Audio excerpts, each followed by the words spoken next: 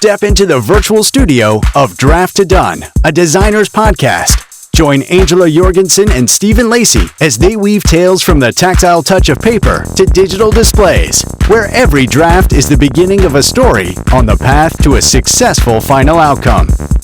All right. Hello. Hello, how are you? Hello. Not too bad. How you doing? I'm doing pretty good. Yeah? Got Good. Good. some news this week that I'm excited about. It's a little bit controversial. Oh, It could be a little bit controversial, but okay. Marilyn Manson's coming up with a new album, I think. That And is. and there is a tie-in here. So Okay. he's sent out like a few like little snippets of imagery and a little hint of some music.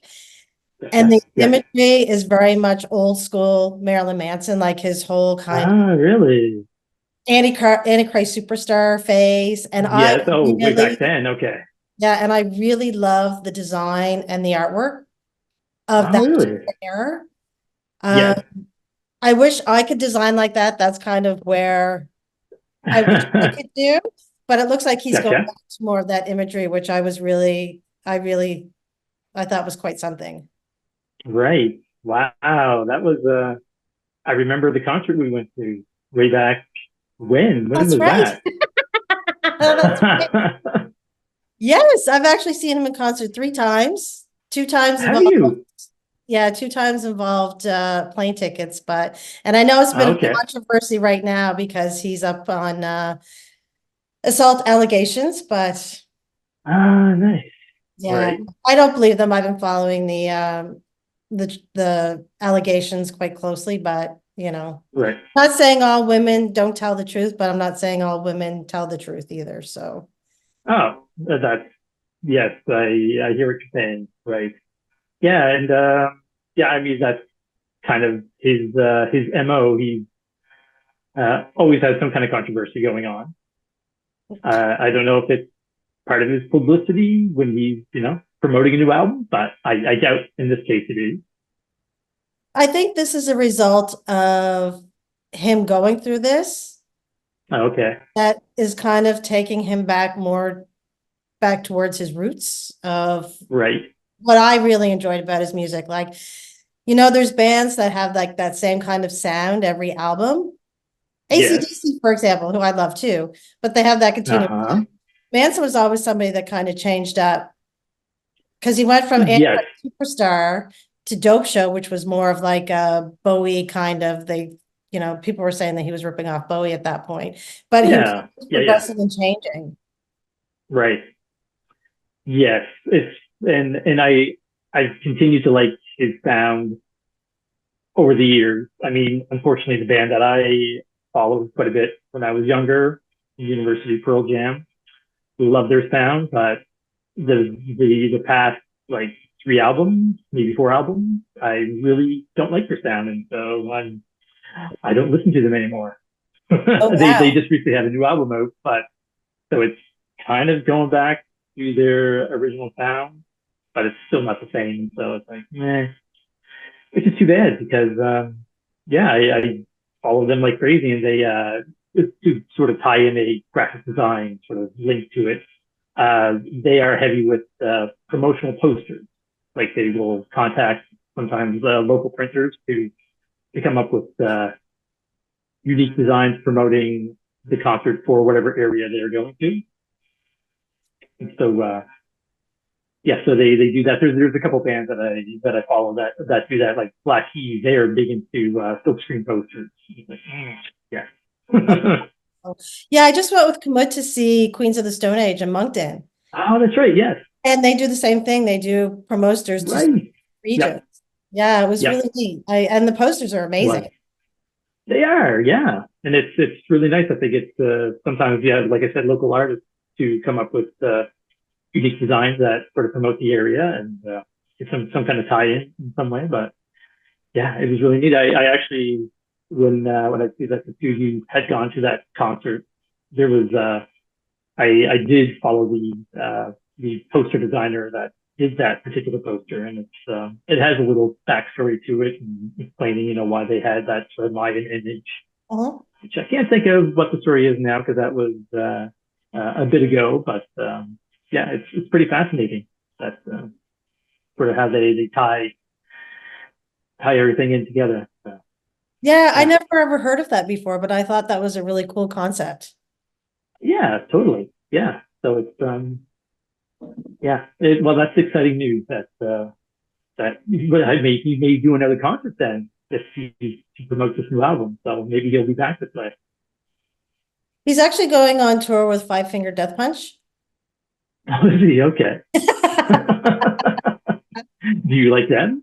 I do. I do. Do you? Okay. Yeah. Yeah, So, that's but funny. anyway, we got off topic. We do have a topic for Yes, today. And that yes, you do. is, what is our topic for today?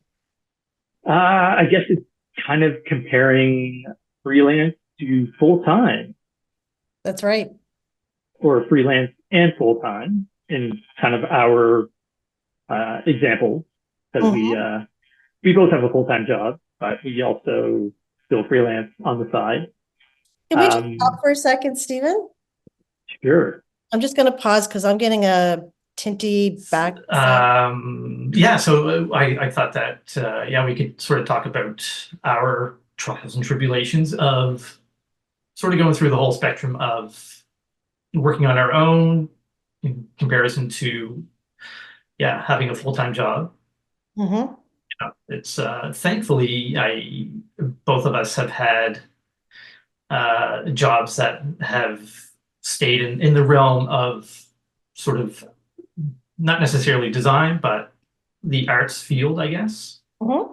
Yeah, I mean, you can sort of explain what, yeah, how your freelance to full time went, and then I'll take my turn. But Well, as I stated in the previous podcast, when I graduated, I got a full-time job at Halifax Public Libraries. right, So again, there was always that kind of stigma of, oh, you don't work in an agency.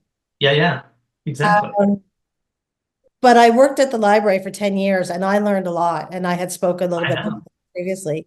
But then I right? just got to the point that I wanted to challenge myself. My dream had always been to work for a magazine Yes, and right. page layout, because I feel that's where my strength lies. Yes, So, and as I said, when I left the library and I got another job, that other job, that was a rude awakening. Because that was right, more of a production job and not a creative job. right. And for Yes, me, I struggled and couldn't do it. yeah. So then from there it was, well, why not try freelance? So I went and got a small loan. I bought a computer. You know Mhm. how much the computer cost back then, Stephen? I I remember you telling me, I forget the price now, but I was like, oh my God. I was a little shocked. I Well, I remember. know it had a big tower, steel tower, and it Yes, was yes. $8,000 with the software. Wow. That's a little hefty. And that's not a computer that you can carry around in a backpack either. No, So it's not. I got everything set up. I got an office set up, and I thought, Yeah. okay, here we go. I'm gonna make it on my own. Yeah. It's gonna be great. Right. And it turned into a shit show. Did you have any sort of clients sort of in waiting to sort of get you started? No, No, okay. All right. I kind of, I wish I had the skills and the know-how now back then. No. Right. Right, exactly. And I Exactly. felt, even though I learned a lot from college, I Yeah. just didn't feel like we were really prepared to go out into the world and No, you were how do we not. get a job? We have all these skills, but Yeah. Well, that I mean, that was one thing that I was disappointed with our university education, that they give you all the design skills, but they don't give you any business skills, or at least the courses that we had taken at the time didn't delve into any of that. I mean, there was a couple times that I know that we had a couple studio courses where we where they had actual clients come in, and we would as a class, present our ideas and go through the whole process. But I mean, that was probably the closest to any sort of business aspect of the job. Yeah. So what I did at the time is I joined a networking group. Right. But like looking back on that, everybody there was professionals, Yeah. but I would get a little work, but nothing substantial. Right. So again, you're at home, you're trying to do the work, you're also trying to market yourself, and you're trying to meet clients, and you're trying to do the accounting. Yes. And then what happens is you don't get paid on time, and you're at the mercy of when the clients are going to pay you. And again, like I said before, this was kind of this was just getting into social media and that sort of thing. So Yeah. really didn't know how to utilize it at that point. We were just like, No, exactly. Yeah. this was back during the ICQ days. And you remember that? Yes. Yeah. So it was very difficult to try and make those connections. And again, I didn't have the confidence to just go out and be like, hey. Totally. Exactly. Right. So from there, I ended up going back and getting a job, a full-time job, but I still had clients, and I still have some of those clients today. Yeah. After 15, 20 years. So that's nice. Right. That they have that trust in me. But again, right now I'm working full-time and I love my job. Mm-hmm. And I work freelance, and I do enjoy that as well. Right. But you work a lot. You do. And yeah. So, I would like to someday be able to go out on my own and do my own thing, but it's tricky. It's easier now, I find, because with social media, you have a better way to kind of promote yourself. Oh, yeah, so much more. I mean, I guess when we started out, I think that was there to promote ourselves, like on Facebook. I think that was sort of something that we could have utilized, but not knowing, I mean, here we were just trying to figure out how to do what we're doing on a daily basis, just trying to make money. And then, like, okay, I'm going to, cold call, which. Oh, yes, cold calling. Right. Yeah. So, that's kind of what we were told at the time. Like, if you want clients, you just have to get yourself out there and just cold call and, go do face-to-face, that kind of thing. But yeah, there's definitely a lot more of a distance between designer and customer in the sense that you don't have to see the person face to face. I mean, you can just promote yourself with all your social media, your social media sites, and just, I guess in a way have customers come to you, depending on how well you can promote yourself. Mm-hmm. Yeah. I don't know if that's, it just seemed like there was a lot more footwork in our days. Oh, yeah. I mean, it did teach me a lot. Like I said before, I learned how to bleed a line on the oil tank quite frequently because I can't really have oil. But you know what? I was also in a position that, and this is the interesting thing too, is like I was able to work for a magazine. Right. I was the designer. Yeah. So this is what would happen is you have your due date. This is when the files have to be to the printer. Yeah. Then you have to wait for the editor and for the photographers. Exactly. For the copywriters to get all the information to you. And usually it was late. So I had done so many like 4 a.m., 5 a.m.s all night because it all fell on our shoulders. Like we couldn't miss that deadline. Totally. Yeah. You had to be. And like we pulled all-nighters, and that's the way it was. It was. And I'm sure you did that too. I did. I didn't, same as you. It's, I think the first job you had with the library, I think I applied for it as well, and you got it instead of me, but that's okay. I didn't know that. Yeah, I think so. Yeah. I think we both applied for it at the same time or something, but yeah, so there you go. Huh. No, but that's okay because I had I had gotten that job at the silk screen shop that I talked about in the last episode, and so I did that for a few years, and there was a lot of commuting because that was in Halifax, and I live in Bridgewater, so there was no time to do anything except get up at 5 o'clock in the morning, carpool with a bunch of guys, get dropped off, sort of rely on their schedule. So there's a lot of times that I wasn't getting home until 8 o'clock at night. So there wasn't any time to do any kind of freelancing at that time for me. So it was just doing that job, and that was fine. And like I said, there was a lot of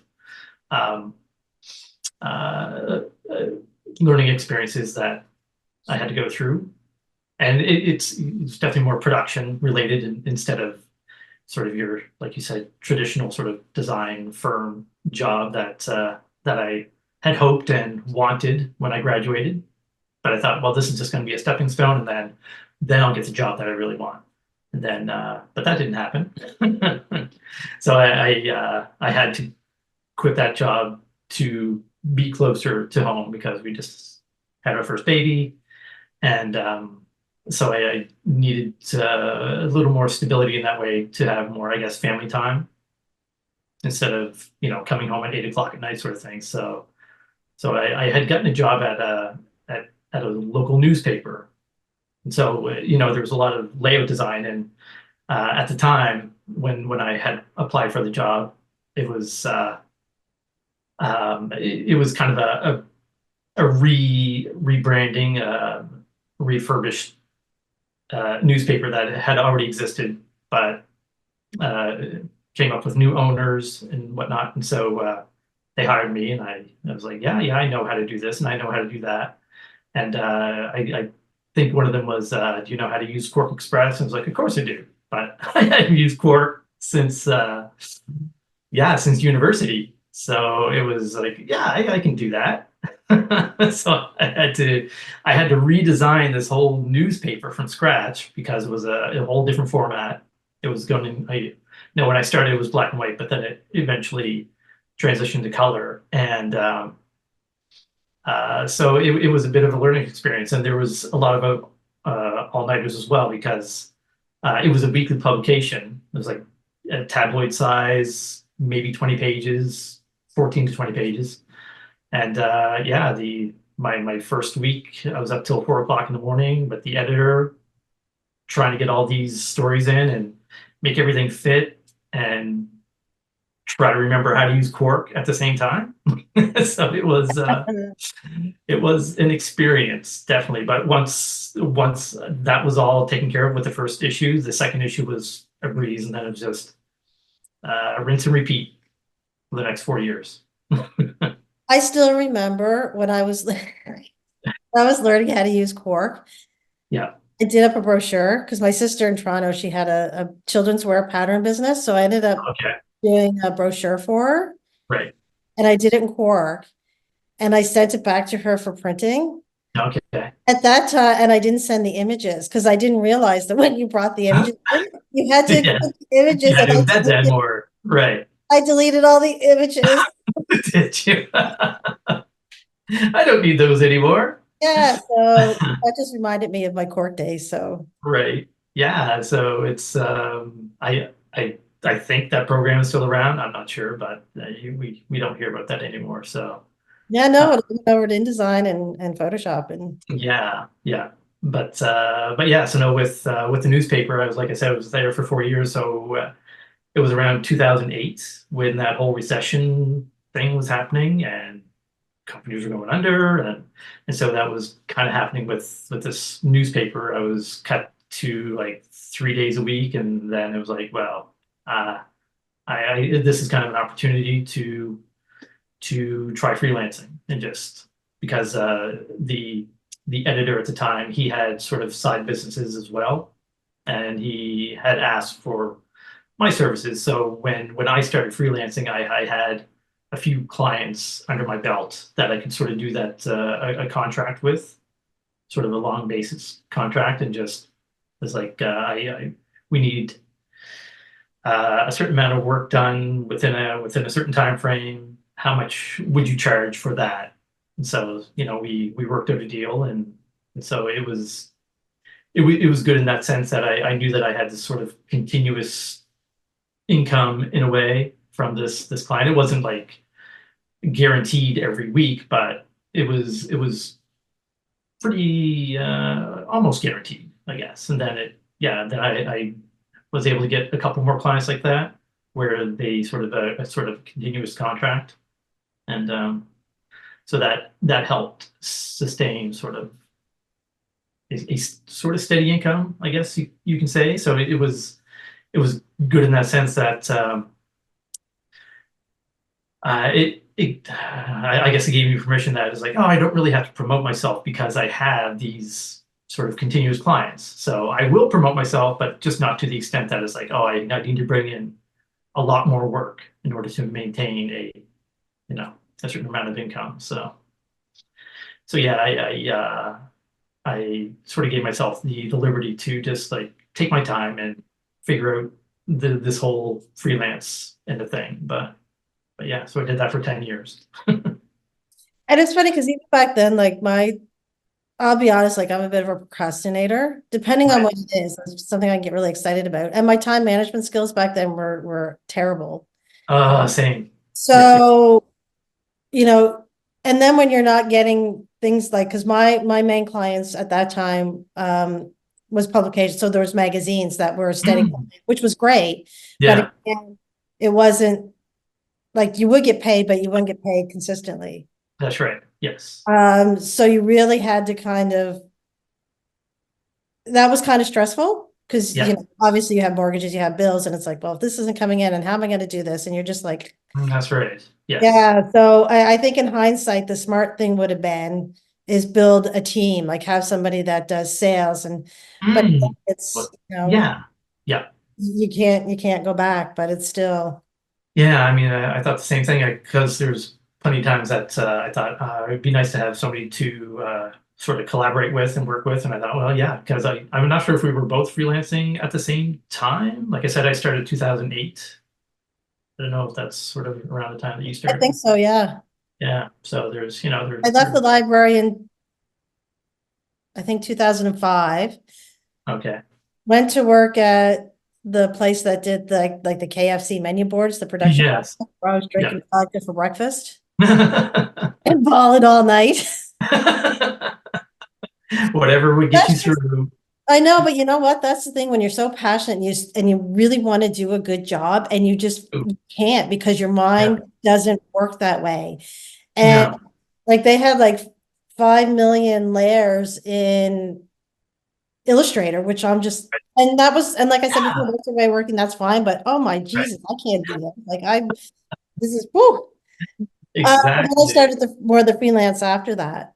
Yeah. I remember telling them when I got let go, I'm like, don't hire a NASCAD student for this because it isn't a creative job, it's a production job. That's right. Yeah, that's the thing. I mean, we had this expectation of what we would like to do when we graduate, and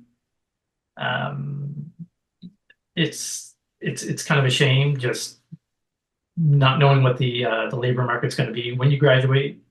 And so, but nowadays with the younger designers, they are able, I mean, it seems to be easier in the respect that they can just create a social media sort of persona to themselves. And I don't know, it just feels like it's easier to promote themselves, to get themselves out there and be more successful. I don't know, it feels like it's easier. Maybe it's not, but for us, where we it didn't feel like it was.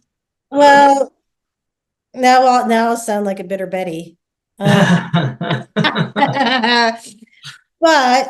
I'm looking at all the young designers and they're very talented. I just took a summit and it had a whole slew of younger designers. Okay. And I'm hoping that at some point we'll have the option to talk to some of them and talk about their processes. But I find a lot of it is a bit mechanical. True. Like, it kind of seems like they're just wizards in Photoshop. Like I'm just watching them in awe going, oh my gosh. But I find a lot of similarities between them and what they're doing. Yeah, And I could yeah. be mistaken, but I go to one designer and they're doing something with a font, Hmm.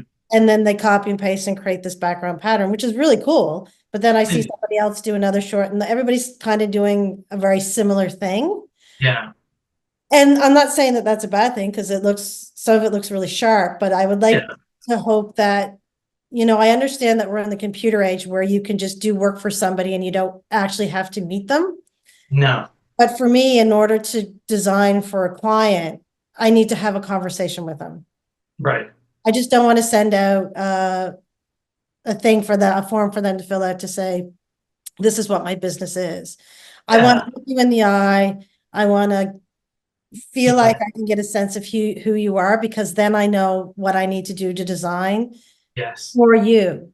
Hmm. And Yeah, yeah, and I don't know if it's yeah, that's another whole aspect that uh, that they should teach kids, just how to have a face-to-face conversation with people, because I at one point I did, I think I was telling you that I taught Photoshop for a little bit, and so the kids had come in, and I was showing them how to do advanced Photoshop techniques and all that kind of stuff, and at one point one of them had to um, do some kind of presentation for another class, and just being able to talk with me on the phone was difficult for them to do.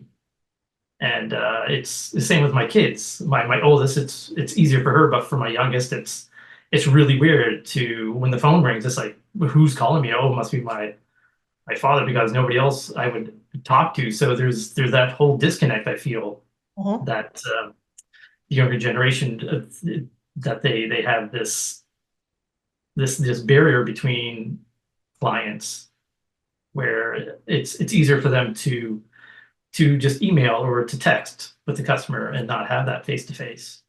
It's a lot more intimidating. Yeah, but they seem pretty confident, which is something that I lacked when I was that age. So, I mean, good for them for Yeah. having, because it's. Do you regret not going the agency route? um Because I I, mean, that probably would have given us more of that experience. oh, totally, yes, in that respect, for to do what we do, freelancing, yes. Yes, I do regret not getting a more agency type of job. Yeah. I heard some of them were pretty horrific, but it really would have taught Yeah, you the skills, right? right. Yeah, it's and I think that's probably what a lot of these more successful ones do. They do get these agency jobs, and they do get these crazy tight deadlines, and um, they're able to collaborate with their peers when they're creating. Where I find with us in the jobs that we do now, because it's just us in the departments that we're in, Mhm. we don't really have anybody to collaborate with, and so there's sort of just relying on everything that we've learned in the past, and not being able to talk to somebody and say, well, what do you think about this? What's your creative thought on what this project looks like? And so yeah, it's I don't know. It's again, it's there feels like some kind of disconnect in a way when creating, I but usually send my stuff to you. I I'm staff help. yes, and I wish that I did that more. And yeah, it's just frustrating, because I don't regret the jobs that I've had in the past, because I wouldn't be where I am today with everything that I've learned. And I, the, I tend to gravitate towards more hands-on projects, Mhm. something that it's a lot more tactile, and those are getting fewer and fewer, I find. And I think with agency jobs, yeah, you're just stuck in front of a computer, which, on a lot of days that's what I'm doing, but you know, I'm able to, the job that I currently have, we have a sort of production end of things, and I can talk to them before starting any sort of complex job, and using the knowledge that they have in the department that they manage. Just like, okay, here's an idea I have. Is this doable? You know, because I currently work in a monument industry, so I'm dealing with granite on a daily basis. So I have to take these images, whether they're photographs, and turn them into lasers, a laser image that will be laser etched on a stone, or sandblasted. And so I you know, sometimes they want portraits of their kids or of their dog. And it's like, okay, I can do that, but how is it going to look once it's put on the stone? Because I know that there's limitations. So, you know, Right. it's a process. And Wow. yeah. It would be difficult to do a portrait, I would think. It is. It is. I've had a couple that I've had to that they want, like, you know, I of this particular couple. It's I got the husband. He's no problem. I got him down pat. But the wife, I had to, I don't know, I think 3 different iterations. It looked like her, but there was just something missing, and it was the eyes. As soon as I figured out how to get her eyes, it was like, yeah, there it is. Wow. It was kind of crazy, but yeah. And you know, I'm sort of dealing with old technology, because the programs are uh, the program that we use to cut the stencil is a rather old program from, like, well, the last time it was updated, I think, was 2012. Oh, wow. And so it's Yeah. trying to use the programs that I use to try to be as compatible with that. And so there's a lot of workarounds, and there's a lot of problem solving. And I think that's one of the things that I like the most, is that it's not a stagnant job. There's always a problem to try to figure out, and that's where I get my gratification, is trying to figure out the solution for this, you know, complex problem that is presented. Mhm. Yeah, that's what I like to do. But I know that you and I have talked about this before, Mhm. and it's kind of like, it's a tough one. And do you ever feel envious?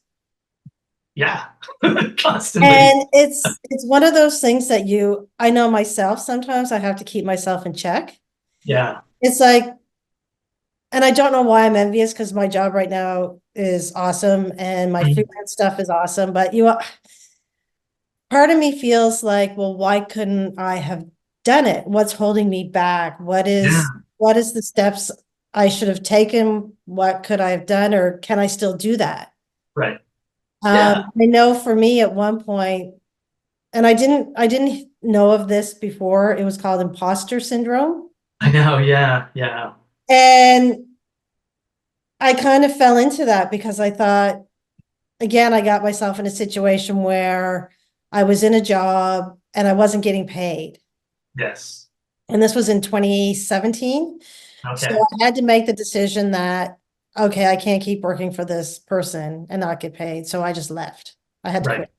Yeah. So what do? I buy a screen printing equipment, thinking That's that, right. oh, Yes. it's a screen printer.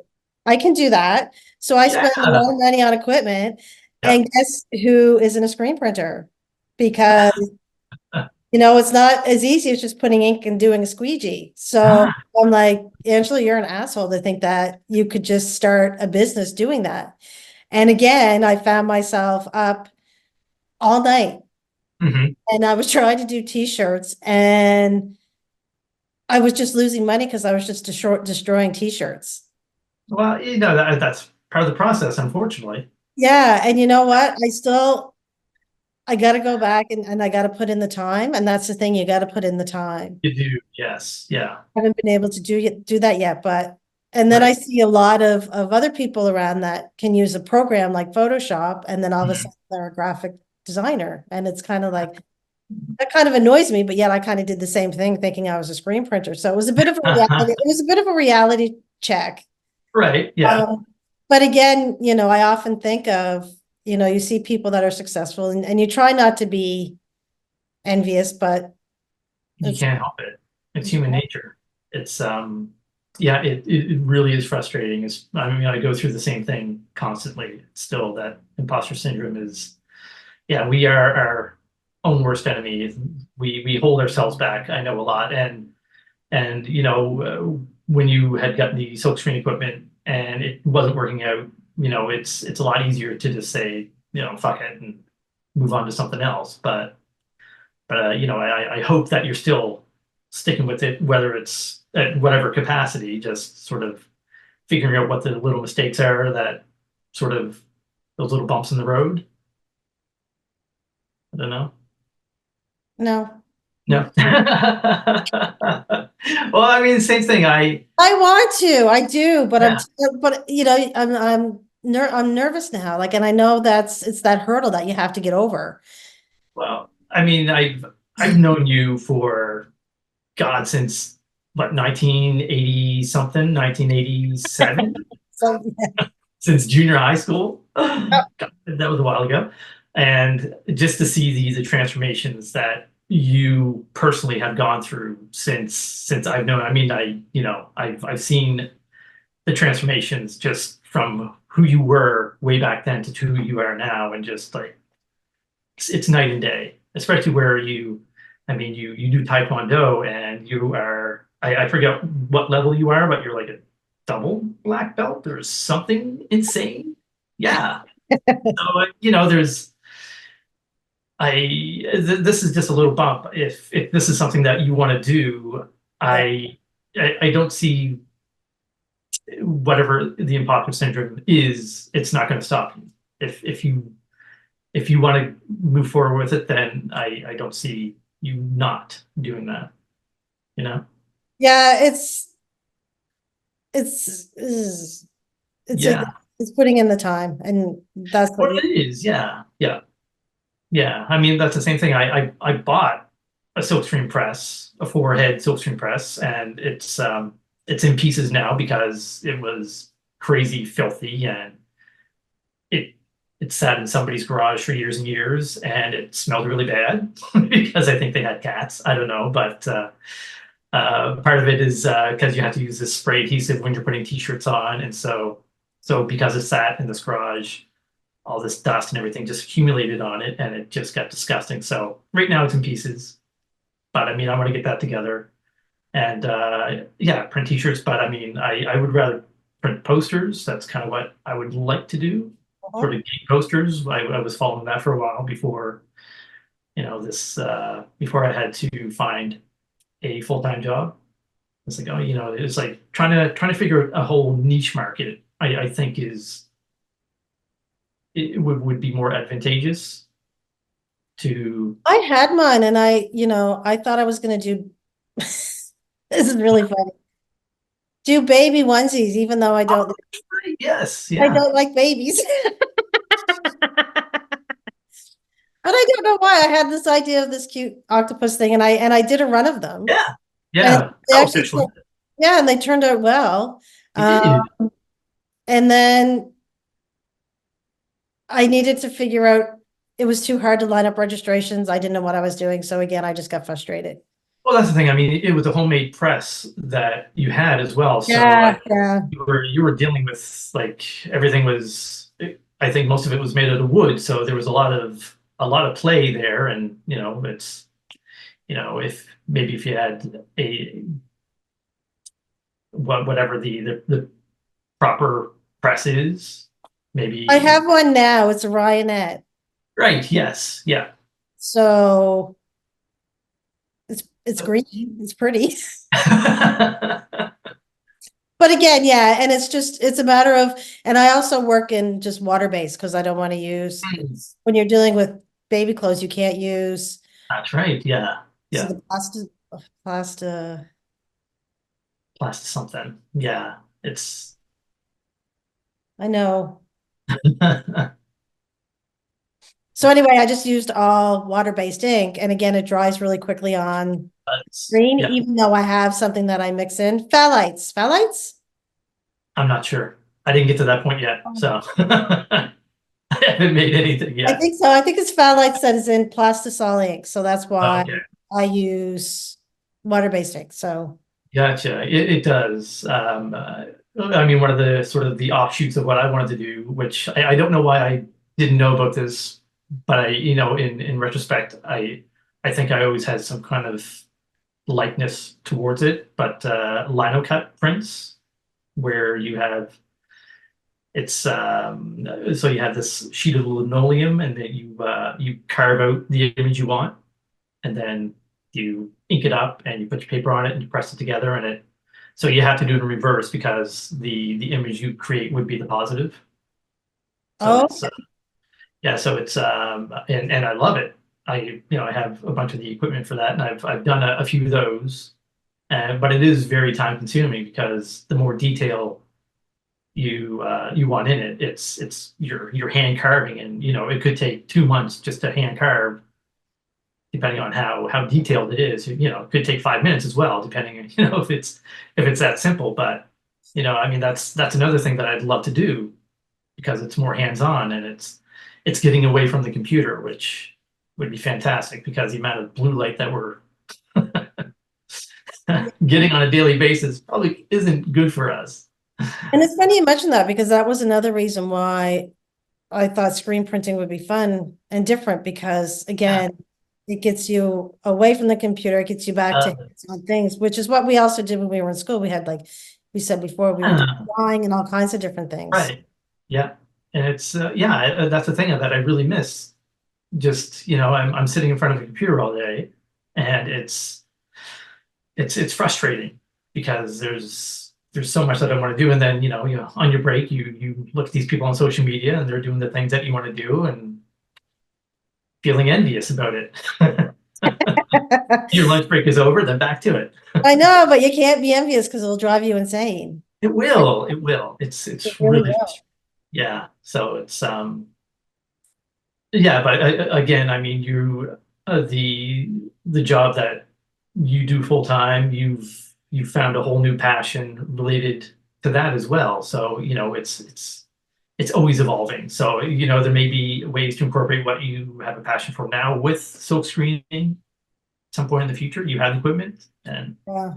It's quite amazing when we look back to when I was at the library to where I am now. yeah. And do I regret leaving that job? I don't. And I know that my parents were certainly not happy at that time because you got, the pension, and like you were talking, you were talking about before, you have these goals, and then I just went, no, I want to test my creativity and see what I can do. Yeah. So I have a few regrets, not necessarily design related, but I think that shapes who we are. And I will say I do work hard. Yeah. And that's also a lost art nowadays with younger generations. And which I think is a shame because I think that really molds who you are, like the more dedicated and hardworking you are. Yeah, and not to say that it's going to make things so much more different, but and this is a tangent that we can talk about on another podcast. But with AI, even in the monument industry, I do use that on a daily basis because I know I don't want to use AI, but I'm just blown away by what it can do, and the amount of time it saves me compared to what the doing the same thing, and the end result is 10 times better than what I could do. It's honestly, I'm a nitwit and I can't figure out how to use it yet.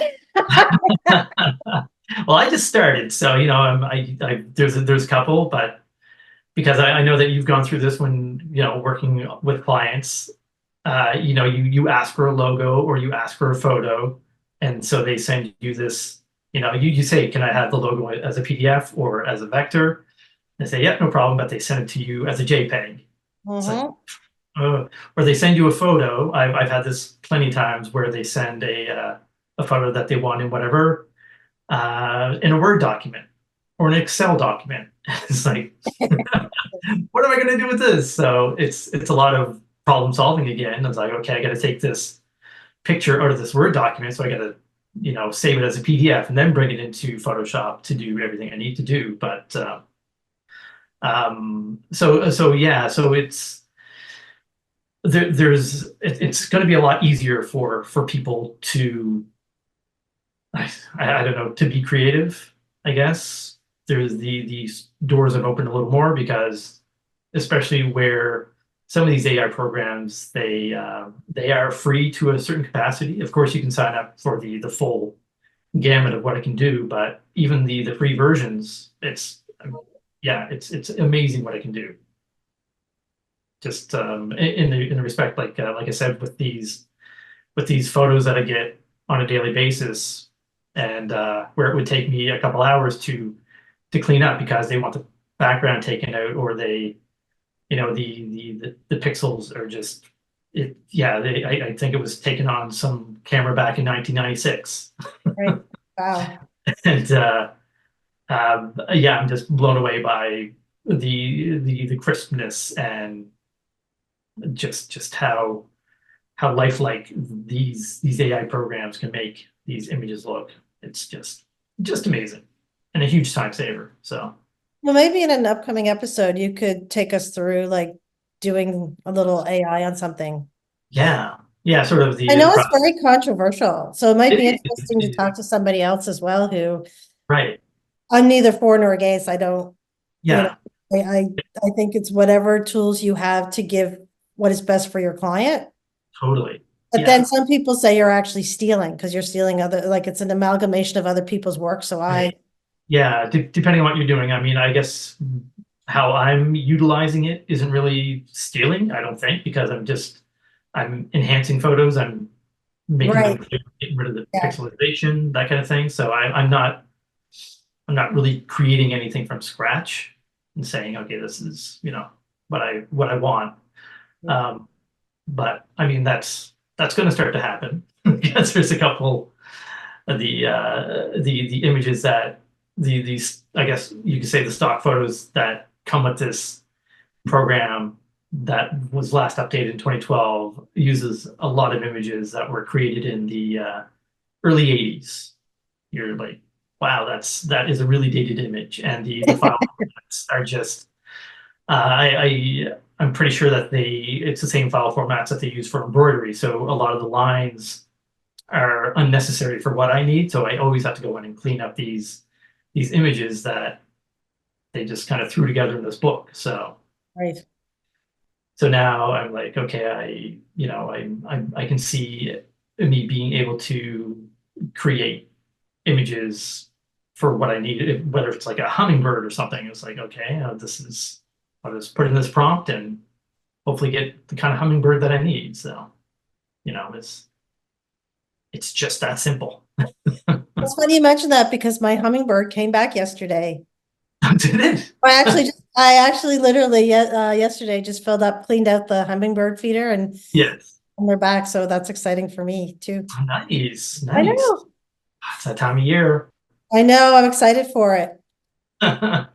So I think we should probably look at wrapping up, but we got some socials up and running. We do. Yes. We have a Facebook page. We do. Instagram page. We do. And our YouTube. Yes. There's an email. So if people want to get a hold of us. Yes. The email, it's DraftToDONE@gmail.com. But instead of DraftToDONE, it's draft number 2 done. Exactly. Yes. Because the other one was taken. You wouldn't think, but yeah. So, you know, if anybody wants to get a hold of us to ask any questions, please do.